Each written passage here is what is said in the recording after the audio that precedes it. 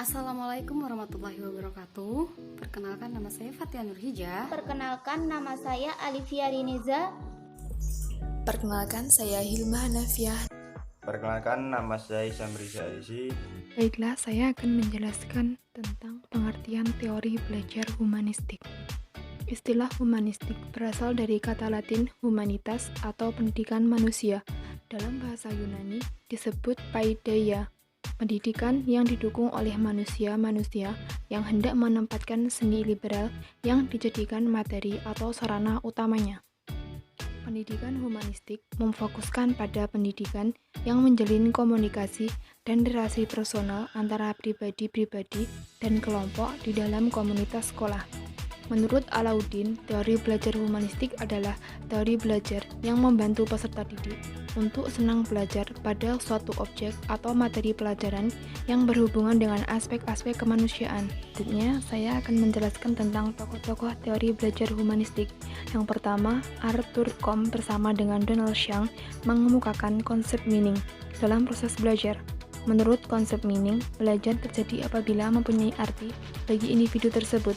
Maksudnya, guru tidak bisa memaksakan materi yang tidak disukai atau tidak relevan dengan kehidupan peserta didik. Yang kedua, berdasarkan teori hierarki kebutuhan, Maslow menjelaskan beberapa kebutuhan dapat memotivasi seseorang atau peserta didik. Maslow mengungkapkan terdapat dua macam kebutuhan dalam diri seseorang, yaitu kebutuhan dasar dan kebutuhan untuk bertumbuh. Yang ketiga, Roger mengutarakan pendapatnya tentang prinsip-prinsip belajar yang humanistik meliputi hasrat untuk belajar, belajar yang berarti, belajar tanpa ancaman, belajar atas inisiatif sendiri, dan belajar untuk perubahan. Belajar dalam pandangan Roger bertumbuh pada prinsip kebebasan dan perbedaan individu peserta didik. Dalam pendidikan, menurut Roger, teori humanistik menekankan emosional proses dan bukan pada intelektual proses. Pertama, ciri-ciri teori belajar humanistik.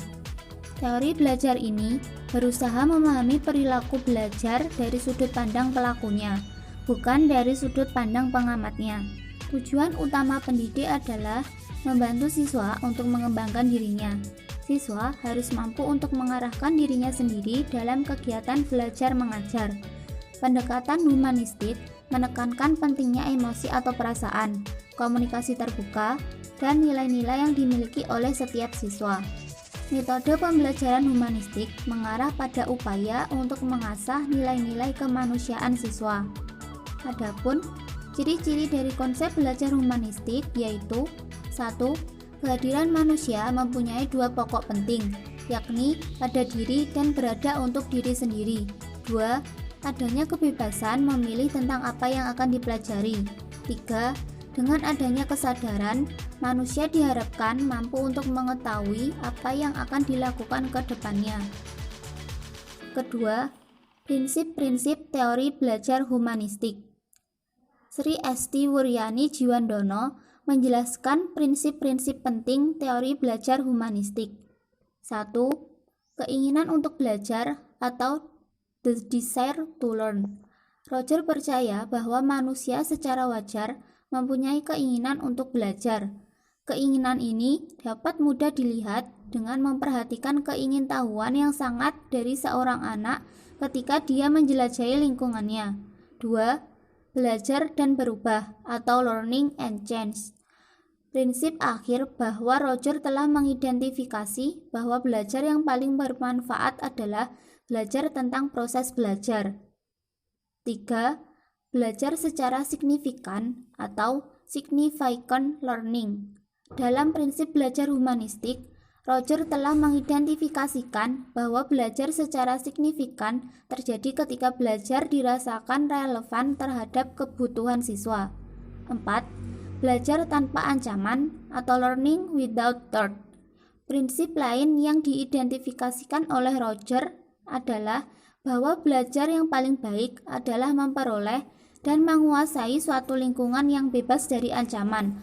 Proses belajar dipertinggi ketika siswa dapat menguji kemampuan mereka, mencoba pengalaman baru, bahkan membuat kesalahan tanpa mengalami sakit hati karena kritik dan celaan. 5. Belajar atas inisiatif sendiri. atau self-initiated learning. Untuk teori humanistik, belajar akan paling signifikan dan meresap ketika belajar itu atas inisiatifnya sendiri, dan ketika belajar melibatkan perasaan dan pikiran si pelajar sendiri.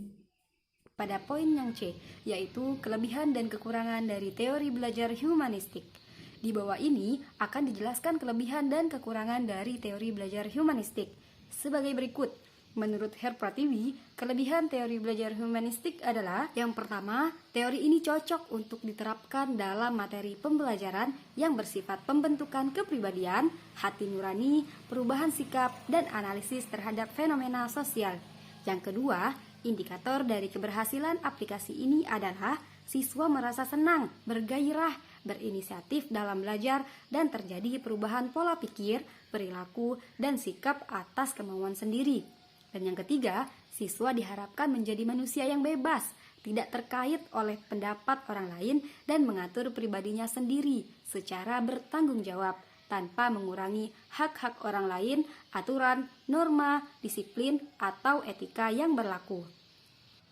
Sedangkan kelemahan dari teori belajar humanistik adalah: yang pertama, siswa yang tidak mau memahami potensi dirinya akan ketinggalan dalam proses belajar. Yang kedua, siswa yang tidak aktif dan malas belajar akan merugikan diri sendiri dalam proses belajar. Dan yang ketiga, karena dalam teori ini guru ialah sebagai fasilitator, maka kurang cocok menerapkan yang pola pikirnya kurang aktif atau pasif. Karena bagi siswa yang kurang aktif, dia akan takut atau malu untuk bertanya pada gurunya, sehingga dia akan tertinggal oleh teman-temannya yang aktif dalam kegiatan pembelajaran. Padahal dalam teori ini, guru akan memberikan respon bila murid yang diajar juga aktif dalam menghadapi respon yang diberikan oleh guru.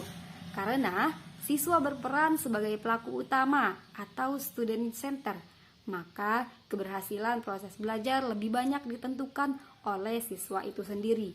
Peran guru dalam proses pembentukan dan pendewasaan kepribadian siswa menjadi berkurang. Penerapan teori belajar humanistik pada pembelajaran itu ada 8. Yang pertama yaitu merumuskan tujuan belajar yang jelas. Yang kedua, mengusahakan partisipasi aktif peserta didik melalui kontrak belajar bersifat jelas, jujur, dan positif. Yang ketiga, mendorong peserta didik untuk mengembangkan kesanggupan peserta didik untuk belajar inisiatif sendiri. Yang keempat, mendorong siswa untuk peka, berpikir kritis, memaknai proses pembelajaran secara mandiri. Yang kelima, peserta didik didorong untuk bebas mengemukakan pendapat, memilih pilihan, melakukan apa yang diinginkan, dan menanggung resiko perilaku yang ditunjukkan. Yang keenam yaitu guru menerima peserta didik apa adanya, berusaha memahami jalan pikiran peserta didik, tidak menilai secara normatif, tetapi mendorong peserta didik untuk bertanggung jawab atas segala resiko perbuatan atau proses belajarnya. Yang ketujuh, memberikan kesempatan peserta didik untuk maju sesuai dengan kecepatannya. Yang terakhir yaitu evaluasi diberikan secara individu berdasarkan perolehan peserta didik.